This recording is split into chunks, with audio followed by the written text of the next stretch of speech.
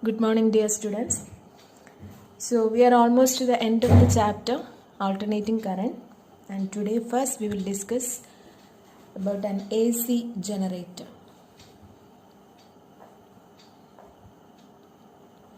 So, you know what is an AC generator and about its theory, working, etc. You have studied in 10th standard. Still, we have to revise those things and we will move to a small derivation part in this AC generator.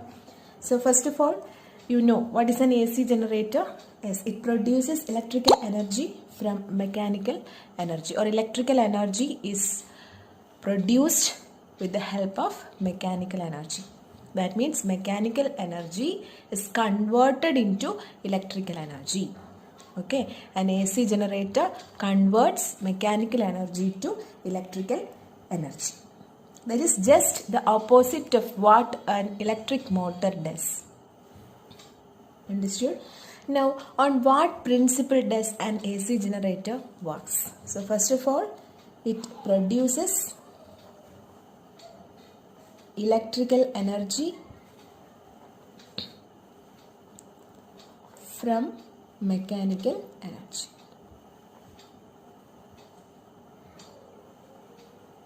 Now, on what principle does an AC generator work? It is based on the phenomenon of electromagnetic induction.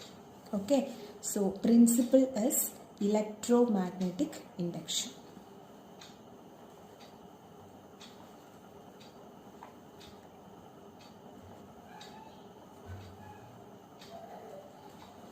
What is electromagnetic induction? Yes, whenever there is a change in the magnetic flux linked with a coil, an EMF is induced in the coil.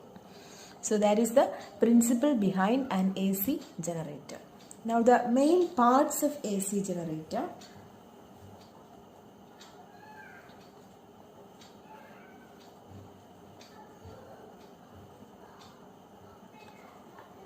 For that we have to check the diagram of an AC generator. Okay. So here you can see an armature, then field magnets, slip rings, then brushes. Okay. So these are the main parts of an AC generator. First of all, we will move to the function of an armature. So armature means a rectangular coil consisting of large number of turns of copper wire wound over a soft iron, and that portion is known as what? Armature. Okay. So armature is a rectangular coil consisting of large number of turns of a conducting copper wire wound over a soft iron core. You know, soft iron has the property that it can be easily magnetized as well as demagnetized. So here also we are using a soft iron core. It is actually used to increase the magnetic flux. Now there are two field magnets. You can see there, two pole pieces of a strong electromagnet. Then slip rings. Okay. So field magnets, north and south poles. Then slip rings. You can see the ends of the coil are connected to two hollow metallic rings. Okay. The ends of the coil are connected to two hollow metallic rings. And finally, brushes. Brushes, they are two flexible metal plates or carbon rods. Brushes can be metal plates or carbon rods. Okay, they are fixed and are kept in slight contact with these rings. These brushes are fixed there and they are kept in slight contact with the rings that we mentioned earlier. These are the main parts of an AC generator. Once again, armature. Armature is a rectangular coil consisting of large number of turns of copper wire wound over a soft iron core. Then two strong pole pieces. Then slip rings. Okay, you have studied split rings in electric motor. Here it is slip rings. Then brushes. Brushes are the metal plates or carbon rods and they are fixed and kept in slight contact with those slip rings. Understood? So now we'll move to the theory and working. Okay. So here, as you know, this electric generator is a device which converts mechanical energy to electrical energy. Right. So here the armature of the coil is rotated in the uniform magnetic field. So as you can see in the diagram, the armature of the coil ABCD is rotated in the uniform magnetic field. So that the angle between the field and the normal to the coil changes continuously. Right. So in this diagram, since it is uniform field, the lines are moving from north to south, and when you rotate the armature, the angle between this field and the normal to the coil changes continuously. Therefore, you know, since there is a change, there is magnetic flux and it also changes. When there is a change in the magnetic flux, an EMF is induced in the coil. Okay. So here you can apply Fleming's right hand rule, because this Fleming's right hand rule gives the direction of induced EMF. Okay.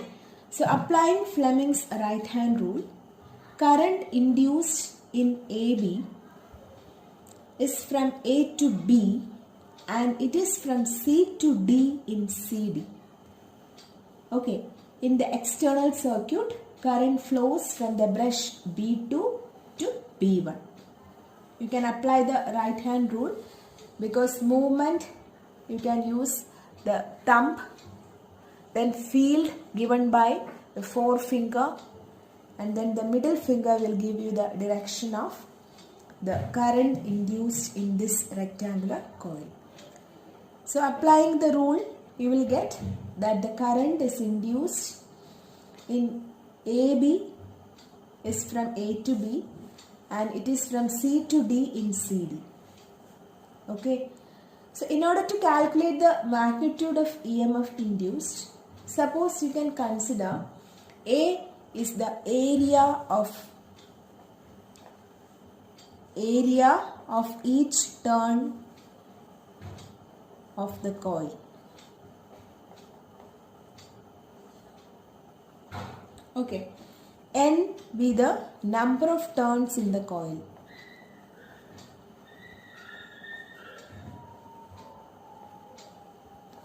B is the strength of magnetic field.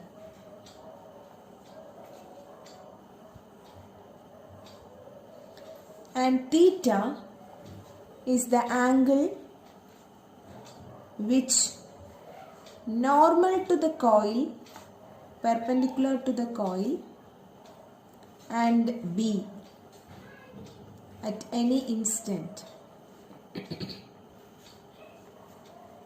T. Okay, that means if there are two poles like this, that is south and north, then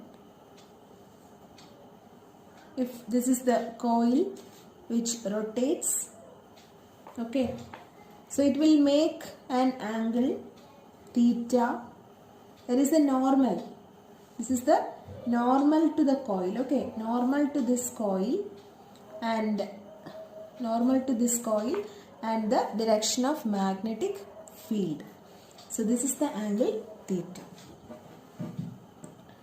Then the magnetic flux linked with the coil you know the expression, that is phi is equal to BA.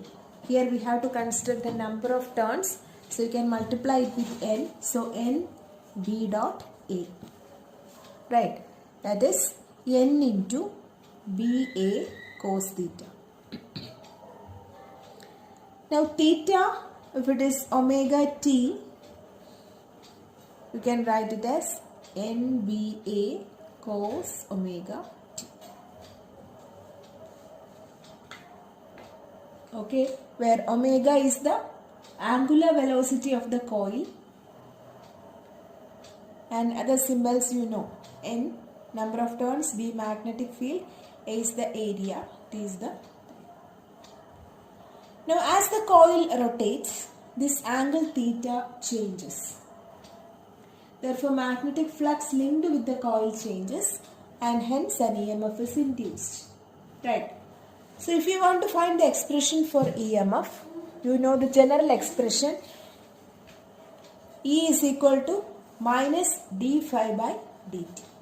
That is minus d by dt of ban cos omega t.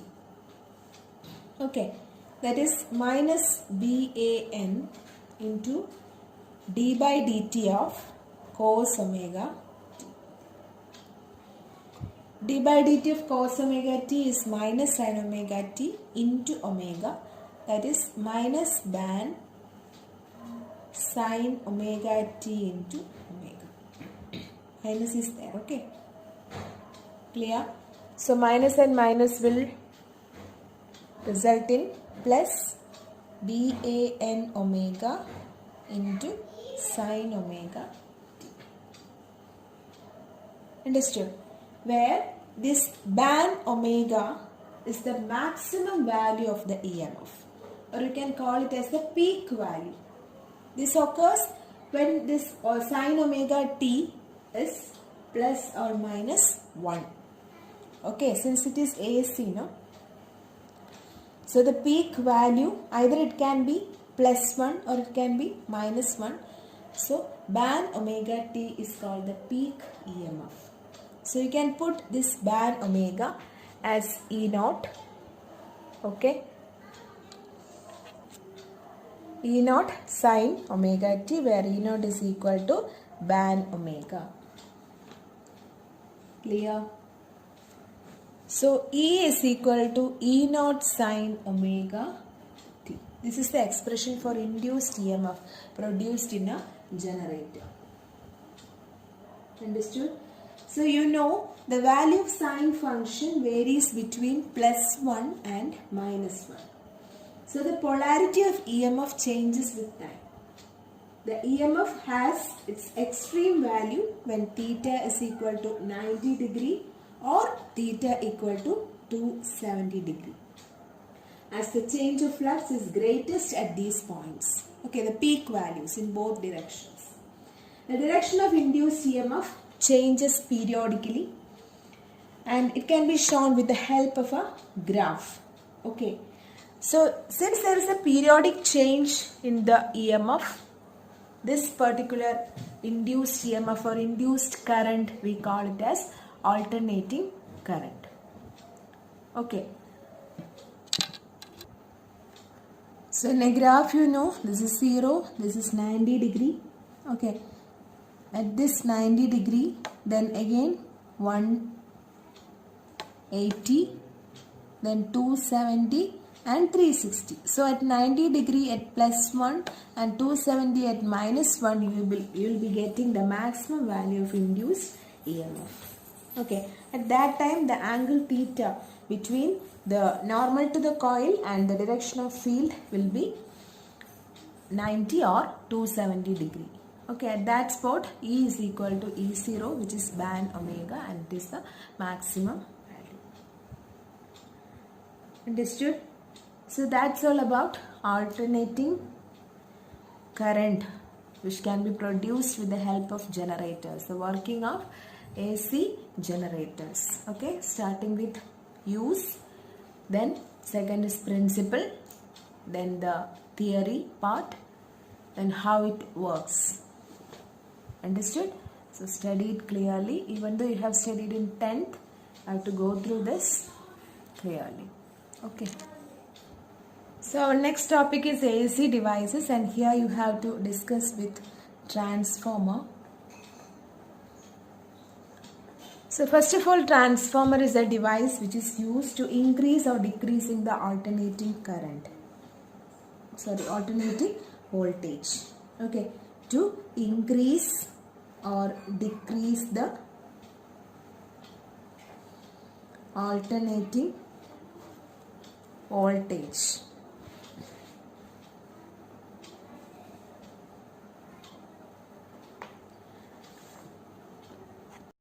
Now the transformers are of two types. First one is step up transformer.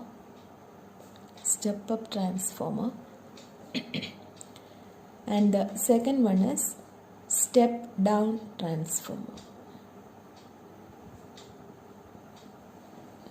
So principle of working of transformer is mutual induction.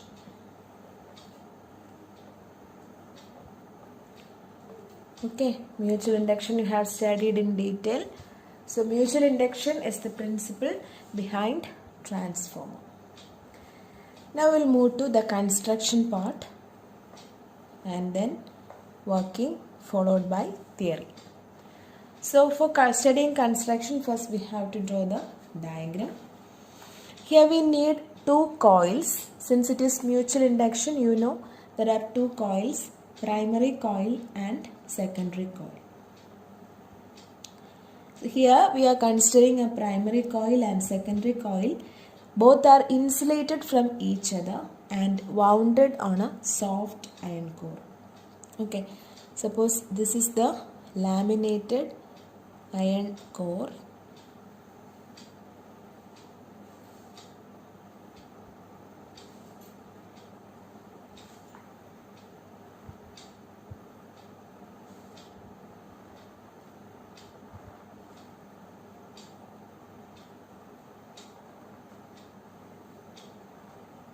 Okay, and in this iron core, first we are having a primary coil, okay, wounded here,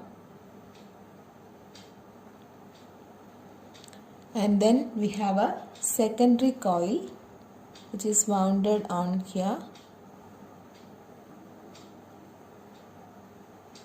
Okay, this is our primary coil and this is the secondary coil.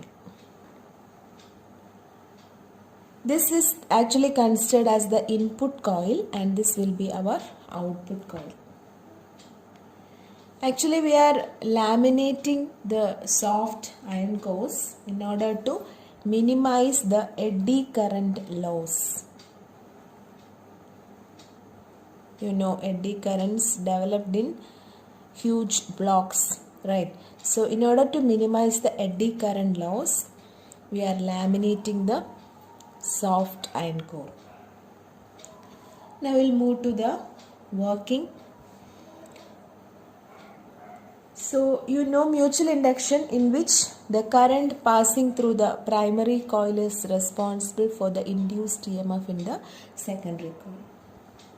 So here, as you know, you are passing current, that is, it is connected to an AC source. Okay, so current will be passed through the primary coil so that an EMF is induced in the secondary, and it depends on the number of turns in the secondary coil.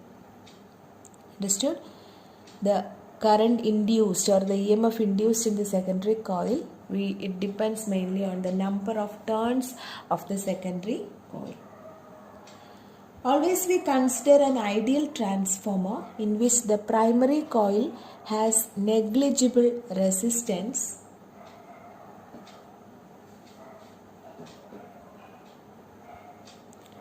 and all the flux linked with the core, that is both primary and secondary windings.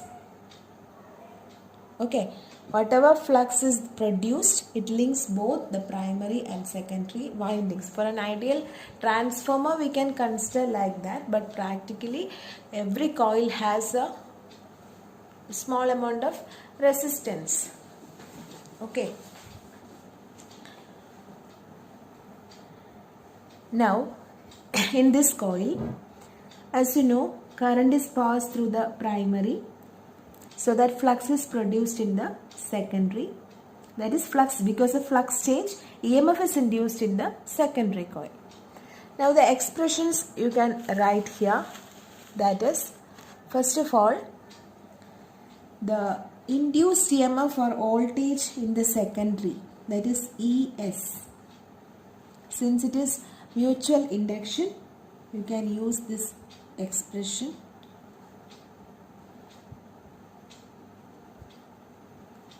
Okay, because this is directly proportional to the change in flux. The EMF is directly proportional to change in flux.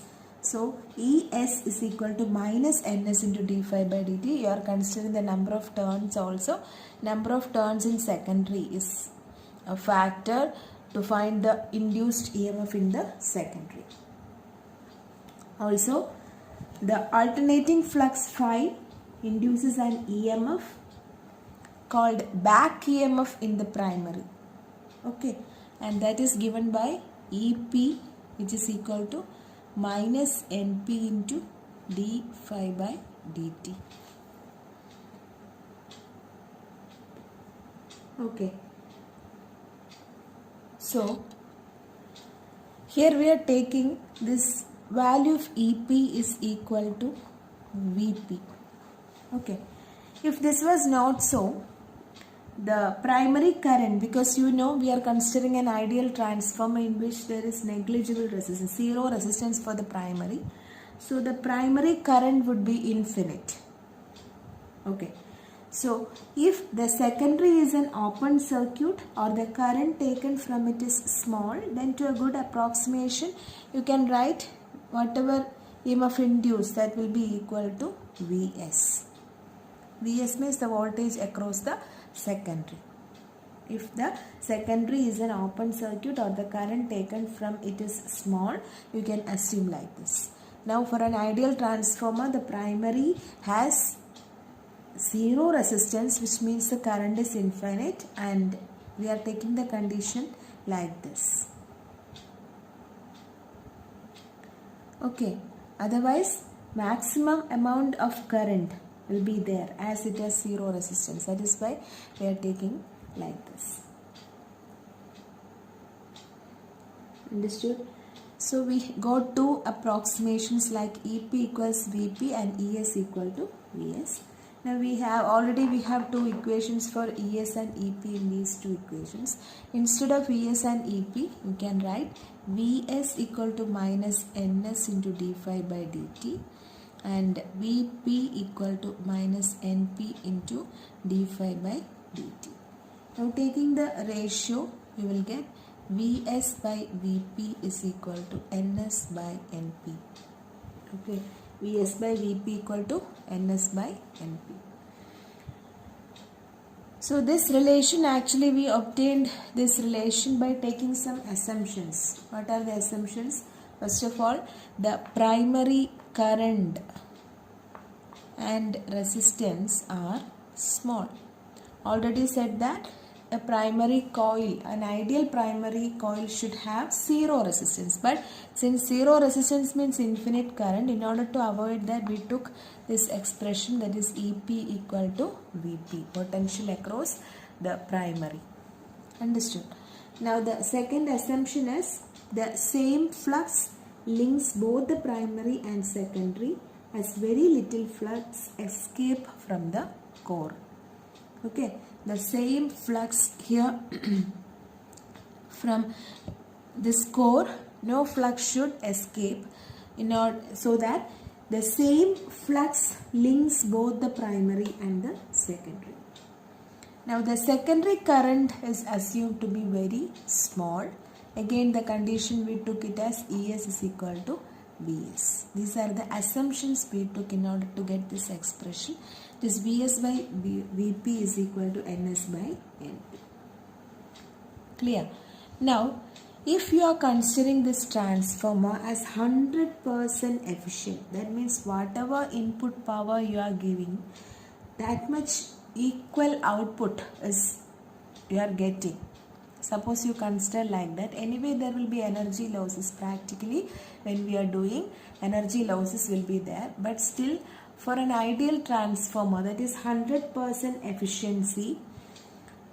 What do you mean by efficiency or 100% means what? Whatever you are giving, that is considered as input, and the output that particular thing is giving should be equal to the input. In such a case, you will say it is 100% efficient. So, if a transformer is assumed to be 100% efficient, that is no energy losses, the input power must be equal to output power, and power general expression is V into I.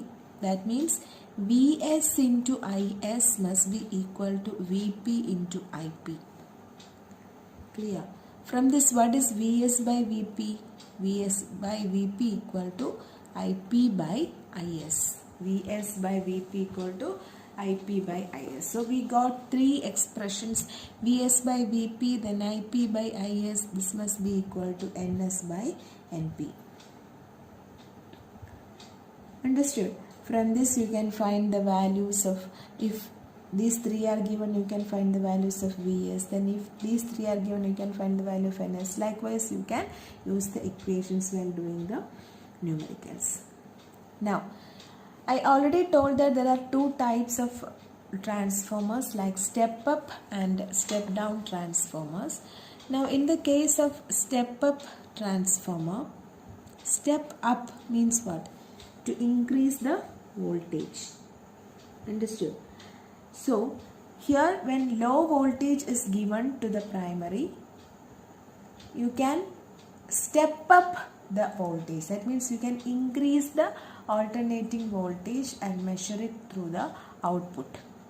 So, such transformers will have the value of number of turns in the secondary greater than the number of turns in the primary. From which point you want to measure the output, that means from where you have to measure the larger voltage, there the number of turns will be more when compared to the primary.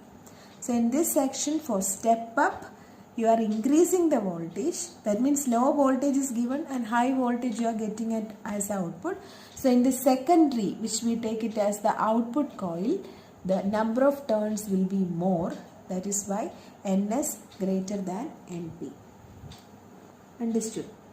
And if the secondary coil has less number of turns than the primary, that is Ns less than Np, or you can say Np greater than Ns, such a case we call it as step down transformer, in which you are giving large value of voltage and you will step it down. That means you will decrease the voltage and measure through the output coil. We call it as the secondary coil. Okay, so these are the equations related to transformers. Now, as every machine, for this transformer also, it will be having energy losses. Okay, energy loss may be of because of different reasons. The first one is flux leakage.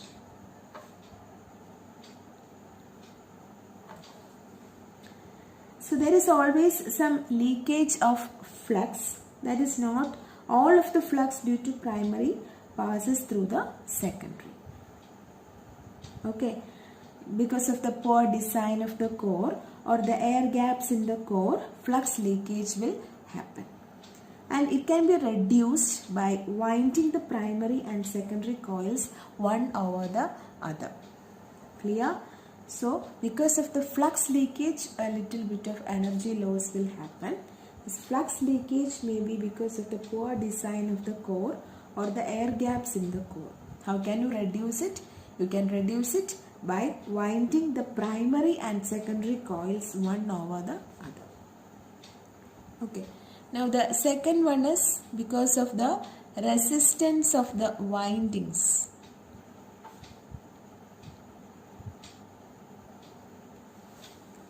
You know, the wire used for this windings has some resistance, and so the energy is also lost due to the heat produced. As they are having resistance, if the resistance increases, heat also increases. You have studied in Joule's law. So the heat produced in the wire will increase and energy loss happens. So in high current, low voltage windings, energy losses are minimized by using thick wire. Understood? That is the second reason for energy loss in transformers. Now the third one is eddy current. Eddy current you have studied in detail, and the alternating magnetic flux induces eddy currents in the iron core and causes heating. How can you minimize it? By using a laminated core. Now the fourth one is hysteresis.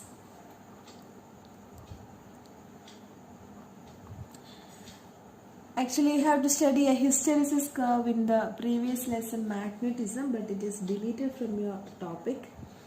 That is, the magnetization of the core is repeatedly reversed by an alternating magnetic field. Okay, means you know soft iron core will be used, so it will get magnetized. Again, this magnetization is reversed with the help of an alternating magnetic field. So the resulting loss of energy or the expenditure of energy in the core will appear as heat and is kept to a minimum by using a magnetic material with a low hysteresis loss. Okay, because of the repeated magnetization and demagnetization, hysteresis loss is happening, and this can be reduced by using a magnetic material which has a low hysteresis loss. So these are the reasons for energy loss in transformers.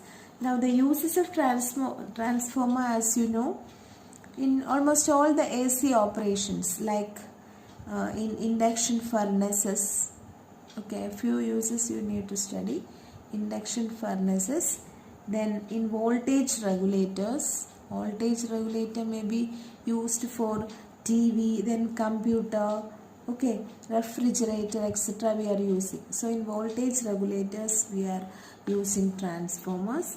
Then welding, for the welding purpose we are using a step down transformer. Understood? So many uses are there, a few you need to go through. Understood? So that's all about transformers. So in this class you have studied AC generator and transformer, which is an AC device. So study it clearly. We have come to the end of this lesson. Okay, so study all the lessons properly, and we meet the next day. Take care. Thank you.